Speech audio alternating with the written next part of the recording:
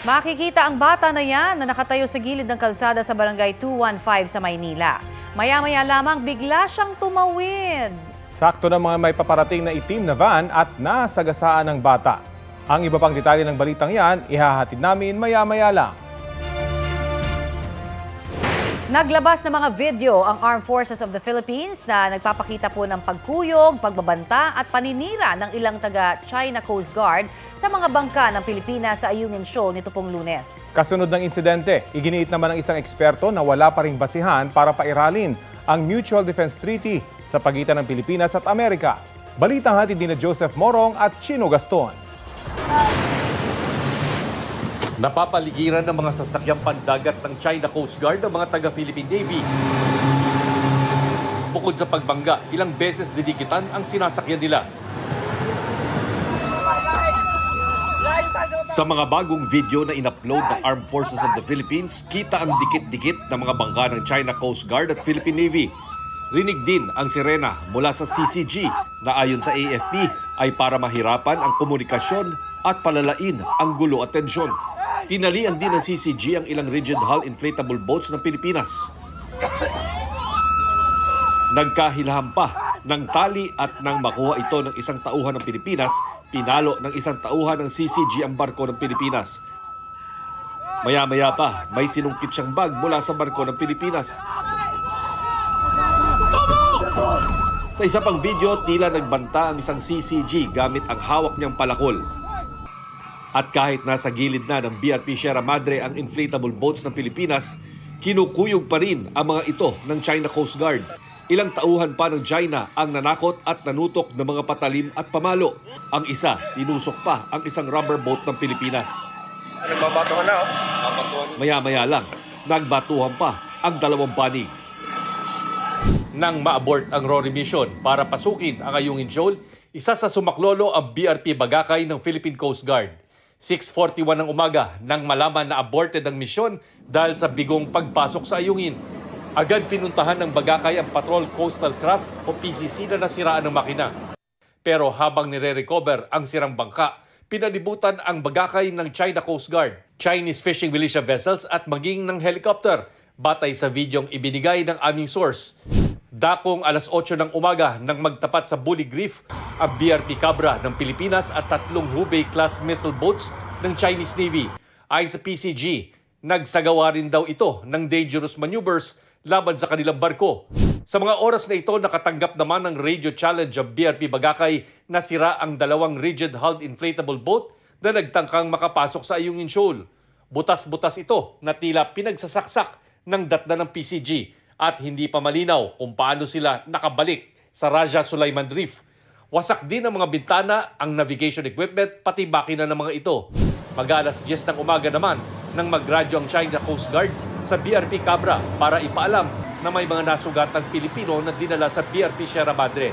Ayon sa radio message ng China Coast Guard, papayagan daw ang PCG na kunin ang mga sugatang sundalo, pero hanggang 8 lang ang sakay ng rubber boat na susundo at walang construction material na dadalhin. Nang magbaba ng rubber boat ang BRP Cabra para magpunta sa BRP Sierra Madre, binuntutan sila ng mga speedboat ng China Coast Guard at Hubei-class missile boat. Alas 9 ng gabi, nakabalik ang rubber boat ng PCG, kargang sugatang sundalo na nilapatan ng lunas sa loob ng BRP Cabra. Ayon sa hepe ng AFP Western Command na si Rear Admiral Alfonso Torres, ibang taktika kumpara sa mga naunang resupply mission ang ginamit nila noong June 17. Kung nakagawa ng sibilyan na resupply vessel ang ginagamit na may escort na Philippine Coast Guard, ngayon mga bangka ng Philippine Navy ang sinubukan nilang ipasok sa Ayungin Shoal. It's my idea. It's actually operational matters, and as far as the schedule and the conduct of the operation, I am taking responsibility of that. Ginawaran ng Wounded Personnel Medal si Seaman First Class Underwater Operator Jeffrey Facundo na naputulan ng hinlalaki ng kuyugi ng China Coast Guard ang sinasakyan niyang rigid hull inflatable boat o RIB. Sabi nga namin, yan ang pinakamahirap kunin eh. Palakpan po natin. Pumatong yung forward portion ng Chinese Coast Guard RIB doon sa RIB ng tropa natin. And unfortunately, nakahawak yung tropa doon. So, nadaanan yung daliri niya. So, because of the weight and dahil sa bilis nung rib ng Chinese Coast Guard, tinamaan yung daliri niya. Sa kabila nito, hindi raw magdadalawang isip ang sundalo na magpa-deploy ulit sa Ayungin Shoal. Saan sir, basta order tayo. Sa mga litrato na inilabas ng Global Times galing sa China Coast Guard, makikita ang pagsampa ng mga Chinese sa rib ng Pilipinas na napalibutan na nila.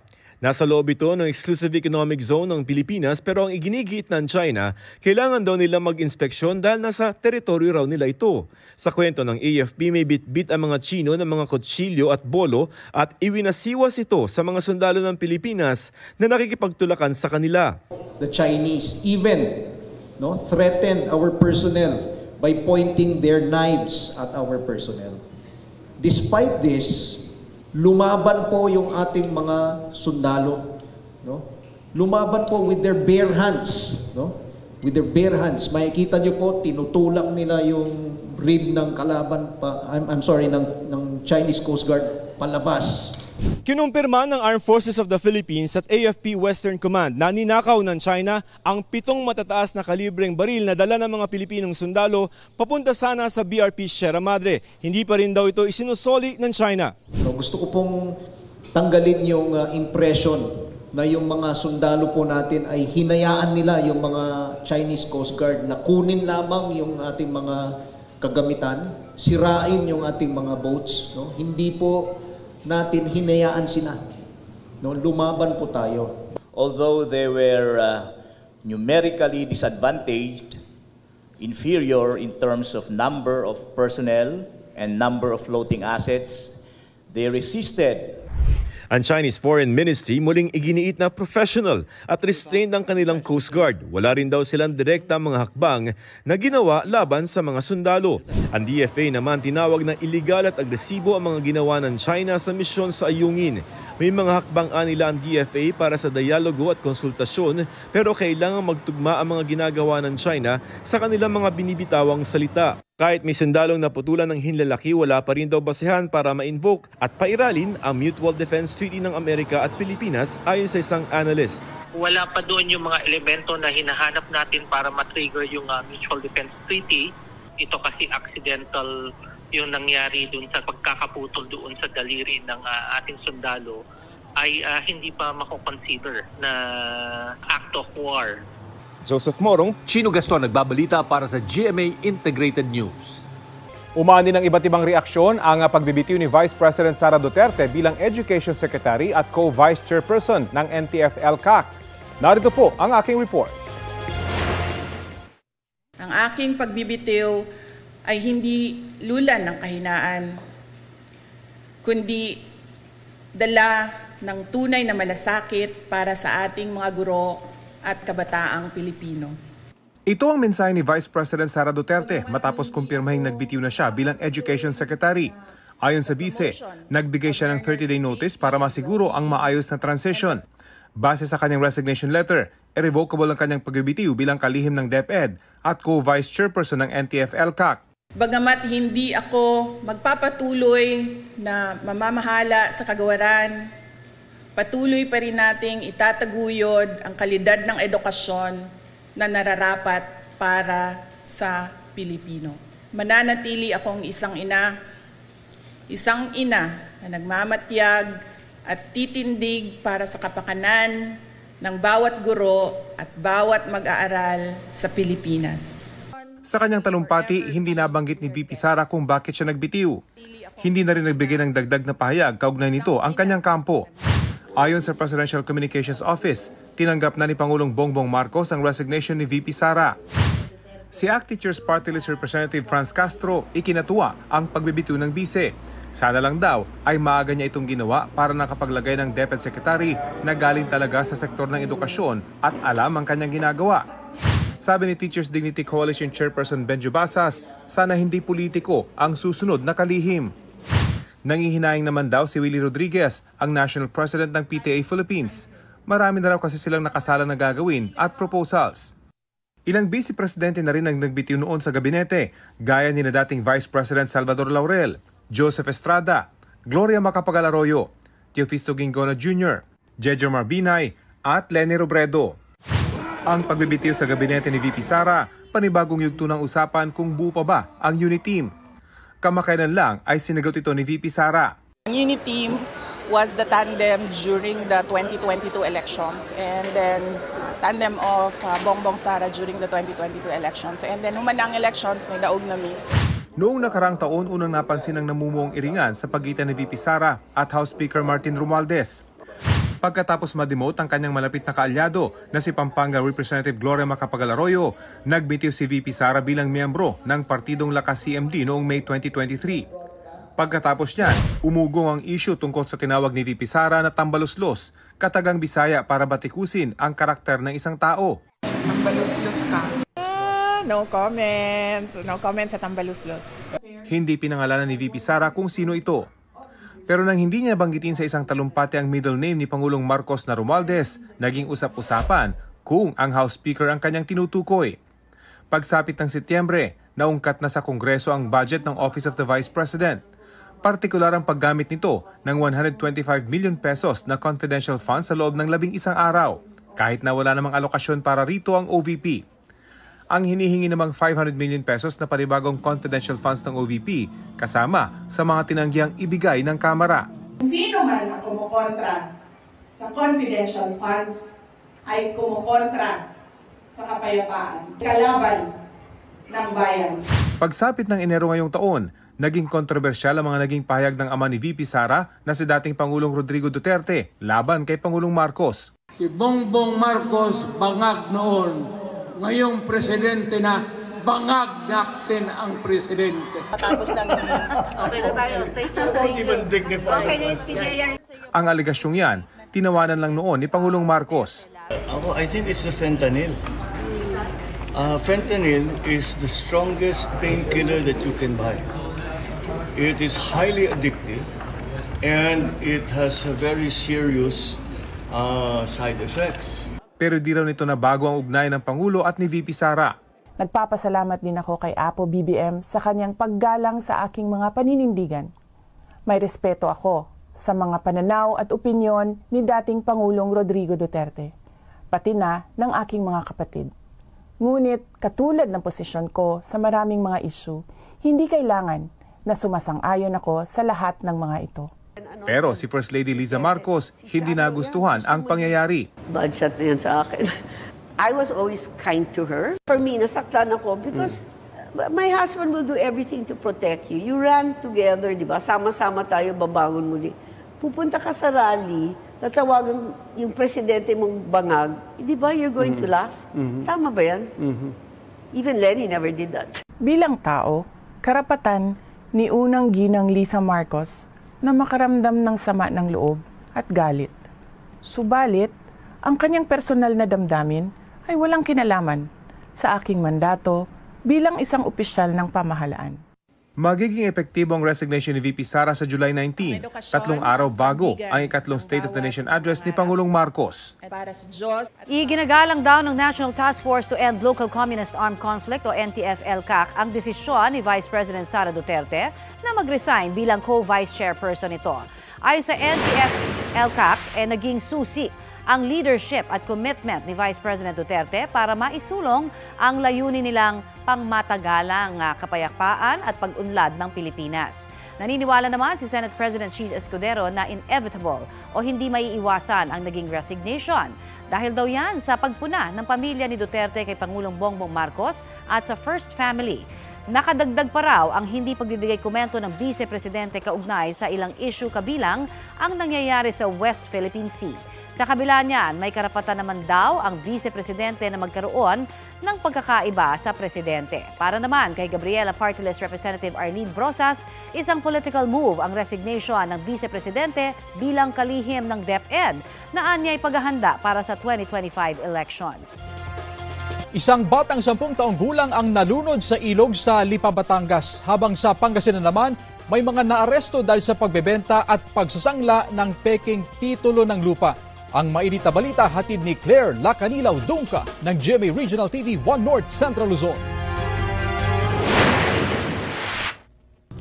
3 babae ang arestado sa entrapment operation sa Mangaldan, Pangasinan. Ang mga sospek, sangkot umano sa pagbebenta at pagsasangla ng peking titulo ng lupa. Yung complaint nila na una is nagkaroon sila ng nagkabayaran doon sa Santa Barbara about sa lupa. Kumbaga nagsasangla sila ng lupa na may pangakong 10% interest kasi yun yung pangako ng itong mga grupo na to doon sa mag-asawa. Then na-find out nila na itong property na sinala sa kanila is hindi nila pagmamayari. Ayon sa may-ari ng lupa, laking gulat niya na ginagamit na pala ng mga sospek ang kanyang pangalan, dala ang kopya ng titulo ng kanyang lupa. I was surprised. It was kind of shocking to me na may nagaganon. Adjacent property, may isang 1.5 hectares na binibenta ko. Kaya lahat ng mga titulo, photocopy, kailangan na sa buyer provided. Tumangging magbigay ng pahayag ang mga sospek na naharap sa kasong estafa at falsification of public document. Ayon sa pulisya, sangkot din ang mga nahuling sospek sa rentangay o rensang lamodus ng mga sasakyan.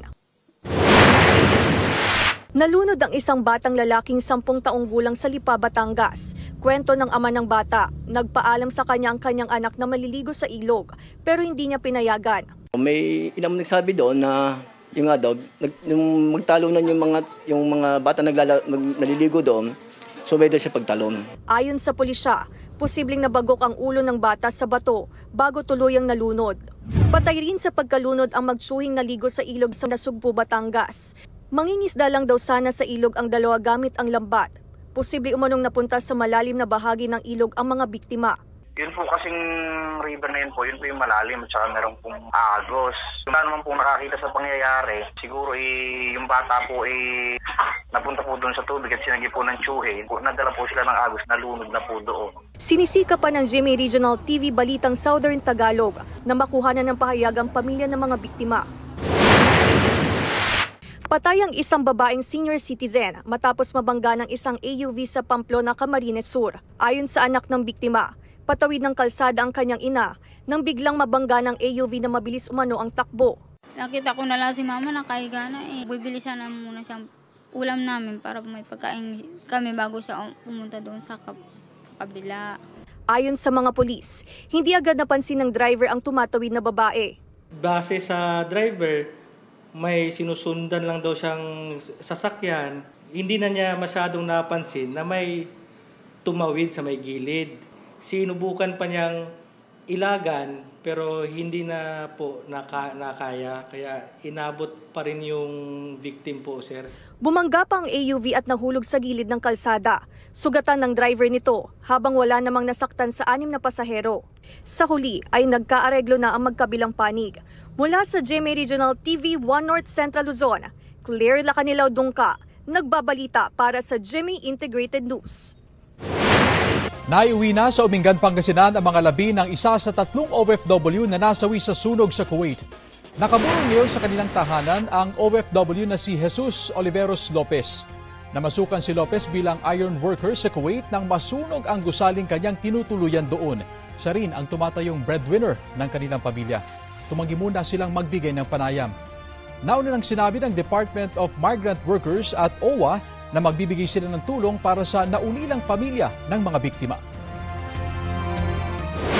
Sinusuri na ng Presidential Anti-Organized Crime Commission ang mga nakalat nilang dokumento mula sa sinalakay ng Pogo Hub sa Bamban, Tarlac. Kabilang dyan ang mga electric bill na ang ilan nakapangalan kay suspended Mayor Alice Guo. Balita hatid ni Jonathan Andal. Ako po ay isang Filipino. Lumaki po ako sa farm. Ilang beses mang iginigiit ni Bamban Tarlac Mayor Alice Guo ang pagiging Pilipino, may mga duda pa rin kung sino talaga siya. Ang bagong akusasyon ngayon, siya rin ang Go Waping sa mga dokumentong natanggap ni Senador Win Gatchalian mula sa Bureau of Immigration at Board of Investments para ito sa application ng pamilya ni Go ng Special Investors Resident Visa o SIRV na ibinibigay sa mga banyagang nais mamuhunan at tumira sa Pilipinas. Nakasaad na dumating si Go Waping sa Pilipinas noong January 12, 2003 sa edad na 13. Ang nakarehistrong nanay si Lin Wenyi o Wenyi Lin.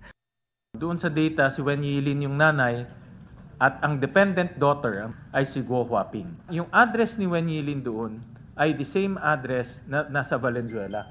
Unang sinabi noon ni Mayor Go na si Wen Yilin ay partner ng kanyang ama, pero ang kanya raw biological mother ay ang Pilipinang kasambahay nilang si Amelia Leal. Sabi ng Bureau of Immigration, totoo ang mga dokumentong inilabas ng senador.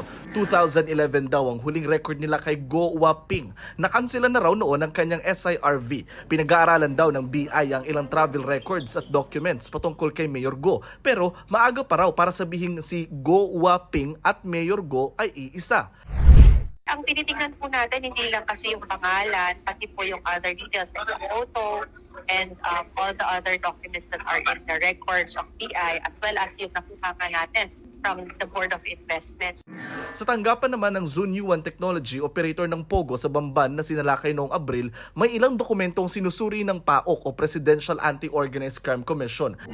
Gaya ng mga bill sa kuryente mula July hanggang November 2023 na nakapangalan kay Mayor Go at statement of account nitong Pebrero na nakapangalan din kay Mayora. Sinubukan namin kumpirmahin sa Tarelco 2 ang mga electric bill pero wala pa silang sagot. Pati proposal ng pasweldo para sa housekeeping staff mula sa isang manpower agency na may petsang June 20, 2022. Naka-address din kay Go at sa Baofu Land and Development Inc.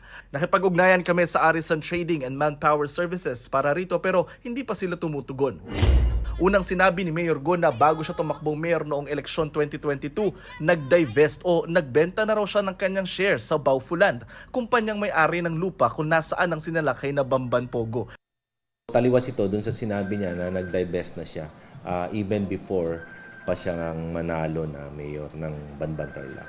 Kasi once na ikaw ang nagbabayad, siyempre, involved ka sa finances, sa management ng pera ng kumpanya. Malaking ebidensya ito sa isasampa naming kaso. Hindi pa raw nakikita ng kampo ni Go ang mga dokumentong hawak ng PAOK pero pumalag sila sa mga dokumentong ipinakita ni Senador Gatchalian.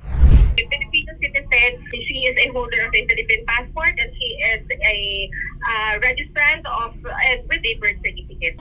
Handa raw silang sumagot sa mga akusasyon sa Mayora, pati sa reklamong inihain sa kanya ng DILG sa Ombudsman. Iimbitahan naman muli ang Mayora sa pagdinig pa rin ng Senado sa susunod na linggo, kaugnay pa rin sa ni-raid na Bamban Pogo. Naglabas naman ng memorandum ang DILG. Paalala ito sa mga LGU na may kapangyarihan silang mag-inspeksyon sa mga nasasakupang negosyo. Matapos sabihin ng mayor ng Porac, Pampanga na noong Mayo, hindi sila pinapasok sa Lucky South 99 para mag-inspeksyon kaya umalis na lang sila. Illegal na Pogo pala ang naturang pasilidad.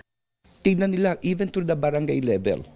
No? Kung kinakailangan nga, isa-isahin mo na yan eh. At ako rin sumulat dito kay Chief PNP na i-assist ang mga LGU hingil dito. Sabi ng DILG, base sa datos ng PAGCOR, 43 na lang ang mga lisensyadong Pogo sa bansa. Lahat nasa Metro Manila maliban sa isang nasa Kawit, Cavite. Sabi naman ng Labor Department, handa raw silang tulungan ng nasa 20,000 Pinoy sa mga ipasasarang Pogo. Jonathan Nandal, nagbabalita para sa GMA Integrated News. Webes latest na mga mare at pare. Solid experience. Ganyan inilarawan ni SB19 member Stel ang kanyang unexpected performance with the one and only David Foster.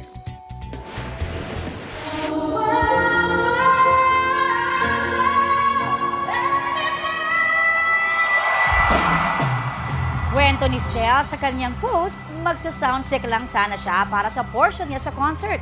Pero bigla siyang niyaya ni David na kantahin ang Celine Dion classic na All By Myself.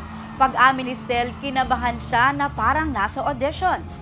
Pero ibinigay raw niya ang kanyang all. Very grateful ang The Voice Kids Philippines coach kay David para sa unforgettable experience.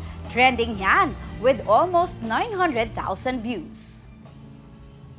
Patay ang isang batang 3 taong gulang matapos pumabangga ng isang van sa Maynila. Ang nakabanggang driver iginiit na hindi niya napansin ang bata. Balitang hatid ni Jomer Apresto. Kuha ito sa bahagi ng Soli Street sa Tondo, Maynila kahapon ng umaga. Nakatayo ang isang bata sa kanto. Maya-maya bigla siyang tumawid. Sakto sa pagdating ng isang van. Nabundol siya nito hanggang sa tuluyang magulungan. Dinala sa pagamutan ng 3 taong gulang na biktima. Gayunman, hindi na siya umabot ng buhay. Ako po nasa bahay po, nagbabantay po ako ng bunso ko. Tapos ang alam ko po, kasama po siya ni mama, bumili po ng bigas para po ipang sasaing sana namin. Ang tatay naman ng biktima, nasa trabaho raw na mangyari ang insidente at nagulat na lang sa sinapit ng kanyang anak.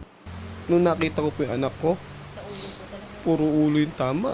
Matalino yung bata sa tutusin lang. Yung kita nyo naman nung sa CCTV, tumitingin pa siya kung bago siya tumawid. Dahil kasi yung bata na yan, aral ho yan eh. Naharang ng mga residente ang van at nahuli ang driver nito na nasa kustodiya ng Manila District Traffic Enforcement Unit. Hindi raw nakipag-usap sa pamilya ng biktima ang driver. Ang umaharap sa amin yung supervisor ng company na kesyo nag-o-offer ng 50,000. Ang hirap lang nun, presyuhan mo ng ganun yung anak ko. Dugot laman ko yun, tapos ganung presyo mo lang. Niraos nga ho namin yan, kahit anong hirap ginawa namin. Desidido na magsampa ng kaso ang pamilya ng biktima. Tumangging magbigay ng pahayag sa media ang suspect. Pero sa panayam daw ng chairman ng barangay, sinabi niyang hindi niya napansin ang bata. Sana mga bata, yung mga 2 years old, 5 years pababa, paglalabas at may bibilin, sana samahan na lang nila. Kasi madalas ang aksidente rin dito. Jomer Apresto nagbabalita para sa GMA Integrated News. Nagdulot ng pagbaha ang malalakas na ulan sa ilang probinsya. Kabilang dyan ang ilang lugar sa Mandaue, Cebu. Bago pa man pumasok ang La Nina, nagsagawa na ng cleanup operation sa mga manhole at waterway sa lugar. Sa Cagayan de Oro City, hindi bababa sa 100 pamilya ang inilikas matapos bahain. Pero ilang residente piniling manatili sa kanilang mga bahay sa takot na baka mawala ang kanilang mga gamit. Wala namang naitalang nasugatan sa pagbaha. Patuloy pa ang clearing operation sa mga lugar na binaha. Binigyan na rin ng tulong ng barangay ang mga apektadong residente. Umapaw ang ilog sa barangay Talapas sa Dato Montawal, Maguindanao del Sur matapos siya ng malakas na pag-ulan sa lugar. Apektado ang mahigit sa 300 pamilya. Nakatakda namang mamahagi ng tulong ang Dato Montawal LGU sa mga naapektuhan ng pagbaha. Halos buong bansa muli, kasama ho ang Metro Manila, ang uulanin sa mga susunod na oras. Base sa rainfall forecast ng Metro Weather, light to moderate rains ang mararanasan sa maraming lugar. Posible pa rin ang heavy to intense rain sa ilang panig ng bansa kaya dapat maging alerto sa baha o landslide. Nakataas ngayon ang General Flood Advisory sa ilang bahagi ng Mimaropa Region, Zamboanga Peninsula, Northern Mindanao, Davao Region, Soc-Sargen at Caraga Region. Pinapaalalahanan ang mga residente sa posibilidad ng baha sa gitna ng pag-uulan.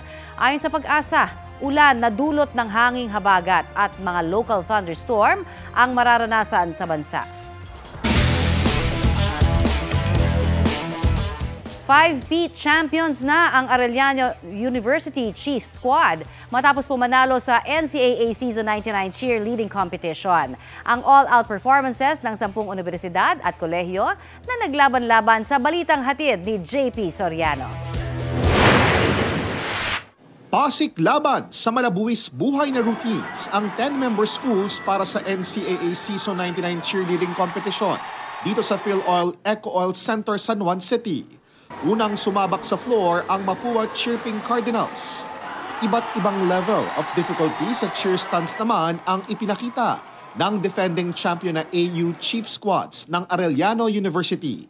Matapos ang performance, saglit na nawalan ng malay ang isa sa mga cheerleader dahil sa pagod. Naging okay din naman ang lagay niya kalaunan. Pasabog din ang energy sa mga jump at routine ng LPU Pirates Pep Squad. Red and gold naman ang theme ng electrifying performance sa floor ng mga student cheerleaders ng Golden Stags Cheerleading Squad. All out din ang performance ng third place noong Season 98 NCAA Cheerleading Competition na Letran Cheering Squad. Di rin nagpatalo sa energy ang mga student cheerleaders mula sa Altas Perp Squad na nagbigay ng malinis at exciting na performance. Ulang-pula at gigil sa exciting routines ang San Beda Red Corps. Performance level naman ang mga high toss at tumblings ng host school ng Season 99 na JRU Pep Squad. Athletic routines naman ang ipinakita ng mga general na EAC Generals Pep Squad. Kumikinang ang glittery green high-intensity routine ng Benil Blazers Pep Squad. Sa huli, ang desisyon ng panel of judges. Third place ang Letran Cheering Squad. Second place ang Altas Perp Squad. At ang first place at champions ng NCAA Season 99 Cheerleading Competition, ang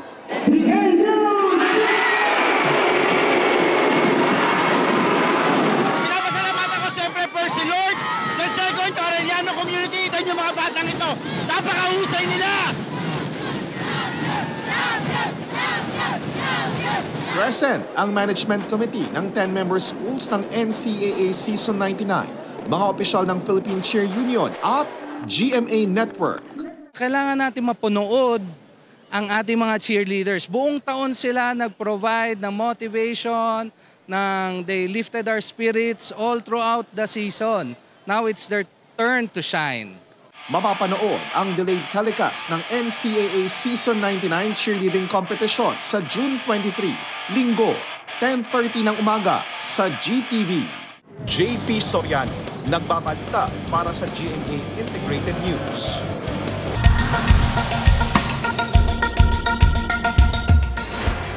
Namataan sa Was, France ang tinawag na mga taga-roon na mini tornado.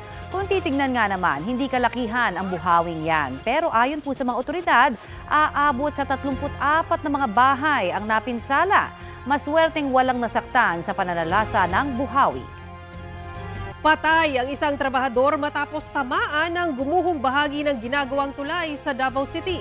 At pasintabi lang po, isang trabahador din ang nasawi sa Cebu dahil sa nililinis na Poso Negro. Ang mainit na balita hatid ni Femari Dumabok ng GMA Regional TV Balitang Bisdak. Isa ang patay matapos masuffocate sa nililinis ng septic tank sa isang pamilihan sa Dumanog, Cebu. Ayon sa Dumanog Police, hindi agad nakalabas ang dalawang trabahador mula sa loob ng septic tank. Naisugod sila sa ospital pero dead on arrival ang isa sa kanila.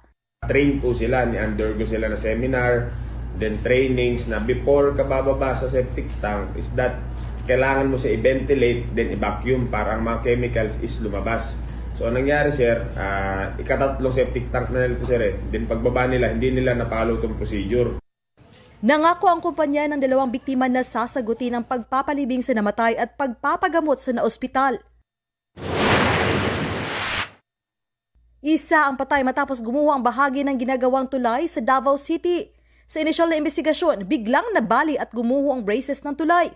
Tumama ang mga ito sa biktimang nasawi at dalawa pang kapwa steelman na nasaktan. Pansamantalang itinigil ang konstruksyon. Iniimbestigahan pa kung may suot silang safety gear. Hindi pa naglalabas ng pahayag ang kontraktor ng proyekto. Isang lalaki ang pinugutan ng ulo ng kaanak ng kanyang live-in partner sa Santa Josefa, Agusan del Sur. Sa investigasyon ng pulisya, nag-away ang lalaking biktima at kanyang ka-live-in na babae. Kaya umuwi muna ang babae sa kanyang mga magulang. Nang sunduin ng lalaki, nakaaway raw niya ang ama at kapatid ng ka-live-in. Umabot sa suntukan hanggang sa kumuha raw ng itak ang kapatid ng babae at tinaga ng ilang beses ang biktima. Patuloy na pinaghahanap ang dalawang sospek na posibleng maharap sa kasong murder. Mula sa GMA Regional TV Balitang Bisdak, Femari Dumabok, nagbabalita para sa GMA Integrated News. The present and future of the Philippine fashion industry ang ipinamala sa Rampa Manila sa Manila City Hall. Tampok dyan ang mga obra ng seasoned and young Filipino designers. Nag-open sa isa sa mga collection si Miss Cosmo Philippines 2024 at Tisa Manalo. Rumampa rin ang Sparkle Beauty Queens na sina Celeste Cortesi at Beatriz Luigi Gomez. Naroon din ang Pinay Beauty Queens na sina Christy McGarry at Nicole Cordoves. In attendance din si Vice Ganda na thankful sa mga designer na parte ng kanyang showbiz career. Nag-catwalk din sa runway ang candidates ng Miss Manila 2024. Speaking of Miss Manila 2024, mapapanood ang grand coronation niyan sa GMA Network at Kapuso Stream. This June 23 yan after All Out Sundays. 24 true-blooded Manilen na candidates ang maglalaban sa corona. Host sa Grand Coronation sina Miss Universe 2018 Catriona Gray, Miss Universe 2022 Arbony Gabriel at Kapuso Global Endorser Gabby Garcia. Kabilang sa judges sina GMA Network Senior Vice President Attorney Annette Gozon Valdez at Miss Universe Philippines 2024 Chelsea Manalo.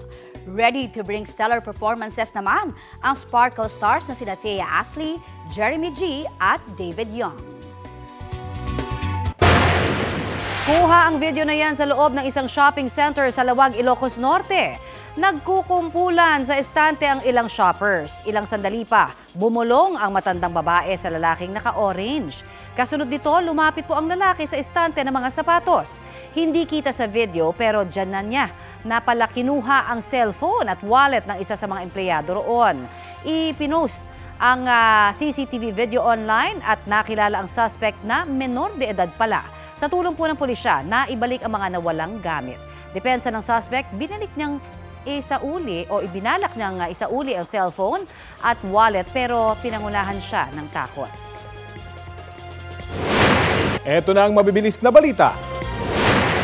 Dalawang lalaking nahaharap sa kasong rape pang-arestado sa Antipolo City. Isa sa mga akusado ang 19 na taong gulang na naaresto sa Barangay Kupang. Maayos siyang sumama sa mga pulis nang silbihan ng warrant of arrest. Tumanggi siyang sumagot sa mga tanong ng makausap ng GMA Integrated News. Sa isa namang operasyon sa Barangay San Roque, nahuli ang wanted na 31 taong gulang. Sa background check, lumabas na may kaso rin pala siyang carnapping. Itinanggi ng suspect ang mga paratang. Arestado sa Makati City ang isang lalaking nakapatay umano sa kanyang nakalitang kainuman, 17 taon na ang nakalilipas. Ayon sa pulisya, pambubuli umano ng biktima sa suspect ang dahilan ng krimen. Nagtago ang suspect at gumamit ng peking pagkakakilanlan para makapagtrabaho bilang janitor. Tumanggi magbigay ng pahayag ang suspect na nakakulong sa custodial facility ng MPD. Gida ang tatak Pinoy sa barong na susuotin ng mga atleta ng Pilipinas sa opening ceremony ng 2024 Paris Olympics. Mula po sa classic tela ng barong hanggang sa disenyong kulay nito, it screams Pinoy. Ika nga, tampok po ang mga kulay ng ating watawat na asul, pula at dilaw mula balikat hanggang dibdib. Sabi ng Philippine Olympic Committee, ang disenyo ng barong ay inspired ng warrior patterns ng pintados. Sumisimbolo sa katapangan at syempre, Pinoy pride. Gawa po yan ang kilalang fashion designer na si Francis Libiran. Sa July 26 gagawin ang opening ceremony ng Olympics sa Paris, France. Patay ang isang rider sa Ilocos Sur matapos sumalpok sa barrier ang minamaneho niyang motorsiklo. Ayon sa mga otoridad, binabagtas ng biktima ang Heroes Bypass Road sa Kando ng madisgrasya. Nagtamo siya ng mga sugat sa katawan at bali sa kamay. Wala raw CCTV sa lugar at wala rin nakakita sa insidente. Ayon sa PNP, accident-prone area ang nasabing lugar. Wala pang pahayag ang pamilya ng rider. Natagpo ang palutang-lutang sa dagat ang bangkay ng isang lalaki sa Talisay, Cebu. Ayon sa pulisya, mga mangingisda at mga tripulante ng barko ang nakakita sa bangkay. May busal daw iyon sa bibig at nakatali ang kamay sa likuran. Tinatayang 40 taong gulang na ang lalaki na may taas na 5 feet and 4 inches. Walang nakitang tama ng bala o saksak sa katawan kaya ipapa-autopsy ng pulisya ang bangkay. Posibleng hindi raw residente roon ang biktima dahil walang nai-report sa pulisya na missing person. Mabibilis na balita po tayo. Arestado ang 2 senior citizens sa Caloocan dahil sa maanumalya umanong bentahan ng lupa at bahay. Ipinopost nila sa Facebook Marketplace ang for sale umano na house and lot sa halagang 100 hanggang 200,000 piso. Pero pag nakabayad ng buyer ayon sa CIDG, tsaka madidiskubre ang titulo na ibinibenta ay ilang beses na palang naisangla o naibenta. Ayon sa isang suspect, ginagamit niya ang pera pambayad ng utang. Ang isa naman, sinamahan lang daw ang buyer. Sasampahan ng kasong estafa ang mga suspect. Paalala ng mga pulis, mag-counter-check sa mga ahensya ng gobyerno bago bumili ng lupa at bahay. 5 lalaki ang arestado sa magkakahiwalay na buy-bust operations sa Bicol. 3 ang nahuli sa Bato, Camarines Sur. Nakumpiska mula sa kanila ang 4 na sachet ng umano'y shabu. Matagal na umanong binabantayan ng mga pulis sa mga transaksyon ng mga suspect. Sa Talisay, Camarines Norte naman, isang lalaki ang naaresto. Nakuha mula sa kanya ang 5 sachet ng umano'y shabu na may halagang 170,000 pesos. Huli rin ng isang fish vendor sa Bulan, Sorsogon. Isang sachet ng hinihinalang shabu ang na-recover sa kanya. Nahaharap ang mga suspect sa paglabag sa Comprehensive Dangerous Drugs Act of 2002. Surprise mga mare at pare kong Blinks and Lilies dahil malapit nang dumating si Queen Lisa. Sa ex o dating Twitter, ipinasilip ng Blackpink rapper ang 6-second teaser video ng upcoming single niyang Rockstar. Maririnig sa video ang melody ng kanta. Hindi naman mapigilan ng fans na ma-excite para sa comeback ng kanilang idolo. Ang teaser meron ng mahigit 1.5 million views. Ito ang first single ni Lisa sa ilalim ng RCA Records at label niyang Loud. Viral online ang alagang aso ng isang Pinoy couple from San Diego, California. Pang-award daw kasi ang reaksyon sa pinapanood Aba, patingin naman kami ng iyakan na yan.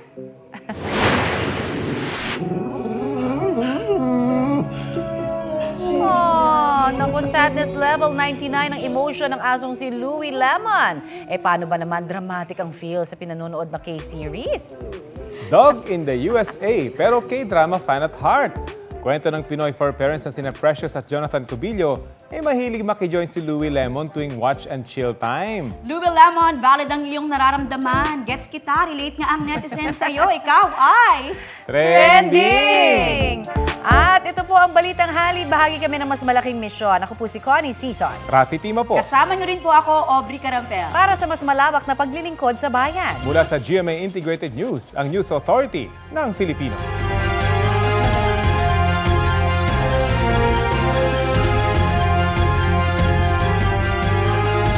Kapuso, alamin ang maiinit na balita. Bisitahin at mag-subscribe sa GMA Integrated News sa YouTube.